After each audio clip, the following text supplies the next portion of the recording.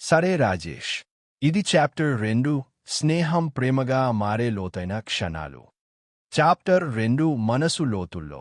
మమ్ముతో పరిచయం స్నేహంగా మారిన తర్వాత రాజేష్ జీవితం మరో రంగులో నిండిపోయింది. ప్రతి ఉదయం అతనికి మొదట గుర్తొచ్చేది ఆమె నవ్వే. మమ్ము తన చిన్న చిన్న కబుర్లు చెబుతుంటే రాజేష్ దానిలోని ఆనందాన్ని పసిగట్టి కళ్ళలో మెరిసిపోయేవాడు. రోజులు గడుస్తున్న కొద్దీ వాళ్ళ మధ్య దూరం తగ్గింది. చిన్న చిన్న సరదాలు, కలసి నడిచిన క్షణాలు, తేలికైన చాట్స్, ఇవన్నీ రాజేష్ హృదయంలో మమ్ముపై ఒక గాఢమైన బంధాన్ని నేస్తున్నాయి. ఒకసారి మబ్బులు కమ్ముకున్న సాయంత్రం ఇద్దరూ రోడ్డు పక్కన టీ తాగుతూ కూర్చున్నారు. గాలి చల్లదనంలో మమ్ము చేతులు కొంచెం వణికాయి.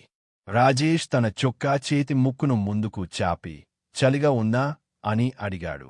ఆ క్షణం మమ్ము ఒక మధురమైన చిరునవ్వు నవ్వింది. ఆ నవ్వు రాజేష్ హృదయాన్ని వణికించింది.